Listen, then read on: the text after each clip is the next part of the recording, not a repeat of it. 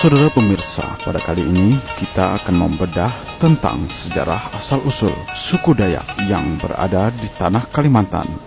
Sumber utama dari pembahasan ini berdasarkan dari buku sejarah Kutai Kertanegara yang ditulis oleh Profesor Saukani Hasan Rais dan catatan dari Michael Koman yang berjudul Manusia Dayak Dahulu dan Masa Depan, serta sumber yang lainnya. Semoga ulasan ini bermanfaat bagi kita semua. Selamat menyaksikan.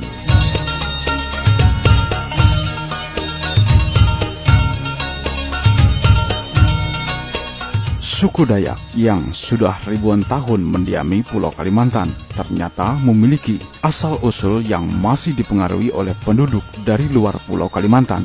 Disebutkan dalam buku Kerajaan Kutai Kertanegara yang ditulis oleh Saukani Hasan Rais yang juga bersumber dari Michael Koman bahwa nenek moyang dari Kalimantan Timur berasal dari daratan Asia yang kini disebut dengan Provinsi Yunan atau Cina Selatan. Para nenek moyang orang Dayak pada masa itu dikisahkan adalah kelompok-kelompok kecil yang datang sebagai pengembara yang berhasil sampai di Pulau Kalimantan, namun masing-masing menempuh rute dan waktu yang berbeda-beda.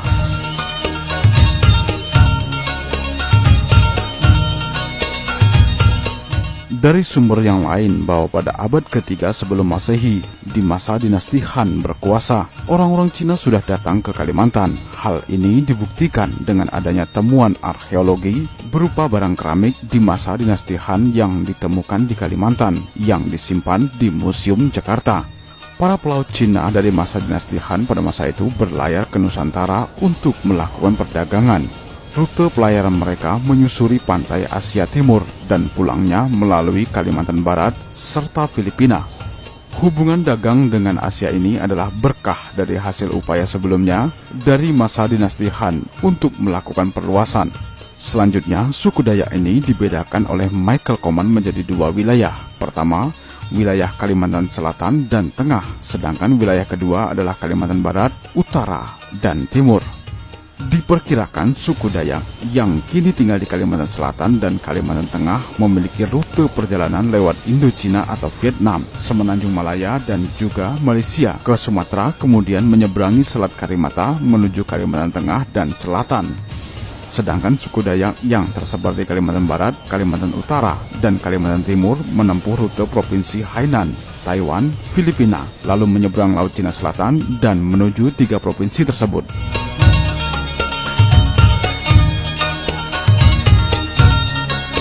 Pembedaan ini dapat dilihat dari sisi antropologis dari suku Dayak di kedua wilayah itu.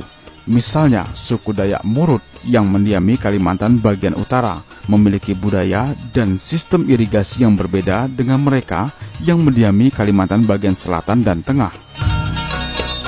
Imigrasi diperkirakan terjadi pada tahun 3000 hingga 1500 tahun sebelum Masehi. Masa itu merupakan zaman glasial, di mana es di kutub utara dan selatan belum mencair, sehingga selat-selat sempit yang kedalamannya kurang dari 100 meter masih belum terbentuk dan masih berupa daratan yang bersambung.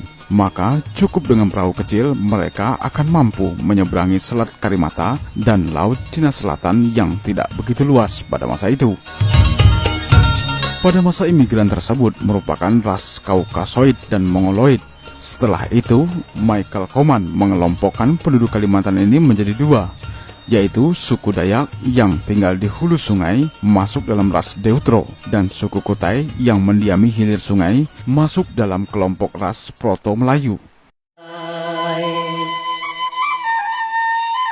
Saukani menyimpulkan bahwa pengelompokan suku Dayak di hulu sungai dan suku Kutai di hilir sungai bersifat sosio-religius. Mereka awalnya berasal dari ras yang sama, yaitu Deutro-Melayu. Namun suku Kutai banyak terpengaruh oleh ras Proto-Melayu seperti Banjar, Bugis, dan Jawa. Maka suku ini lebih suka dikelompokkan sebagai Proto-Melayu. Ras Proto-Melayu mengidentikan Dayak sebagai orang-orang pedalaman yang tidak beragama Islam dan Kutai diidentikan dengan penduduk Proto-Melayu yang beragama Islam. Sedangkan orang Dayak menyebut orang Islam sebagai Halok yang berarti orang asing karena dianggap telah keluar dari kepercayaan adat nenek moyang mereka.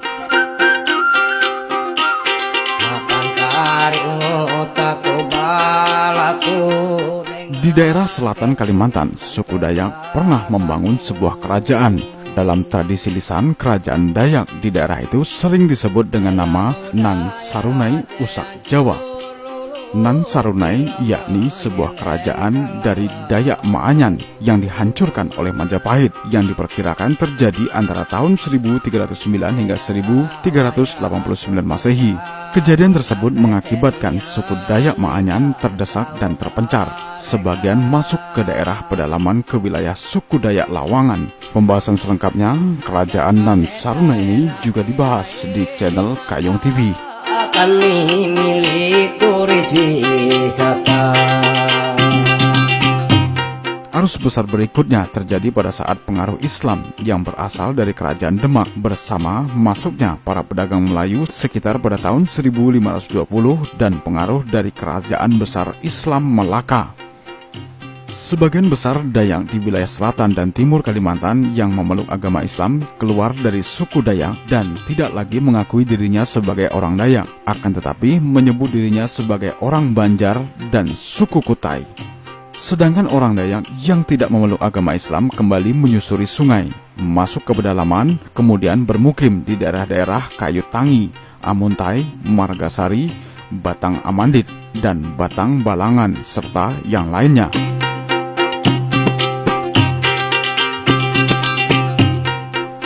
Salah seorang pemimpin Banjar Hindu yang terkenal adalah Lambung Mangkurat. Menurut orang Dayak adalah seorang Dayak Maanyan atau Oddanum.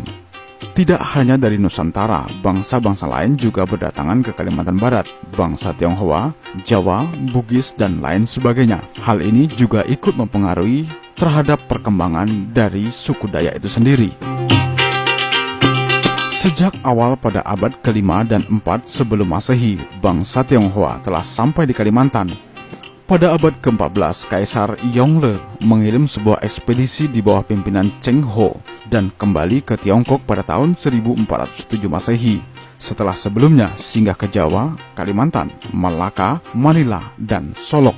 Dikarenakan arus migrasi yang kuat dari para pendatang, suku Dayak yang masih mempertahankan adat dan budayanya akhirnya memilih masuk lagi ke pedalaman. Akibatnya, suku Dayak menjadi berpencar-pencar dan menjadi sub-sub etnis tersendiri hingga akhirnya seperti pada saat ini.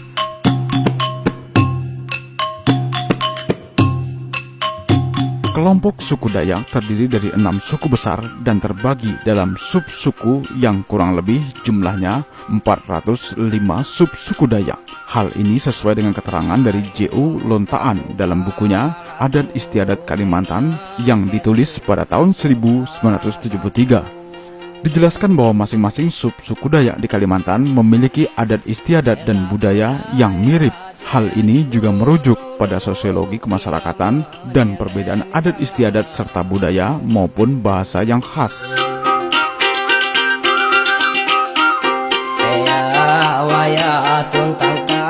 Masa lalu masyarakat yang kini disebut dengan suku Dayak mendiami daerah pesisir pantai dan sungai-sungai di tiap pemukiman mereka ternyata memiliki sebuah sejarah yang cukup panjang.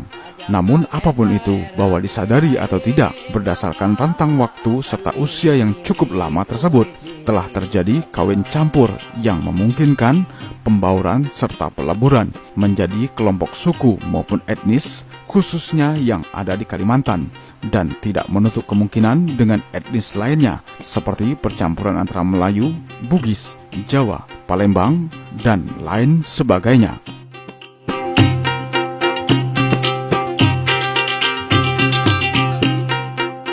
Demikianlah sejarah asal-usul suku Dayak di Kalimantan. Semoga informasi sejarah ini bermanfaat bagi kita semua. Jangan lupa like dan subscribe channel Kayong TV. Sampai jumpa dan salam budaya.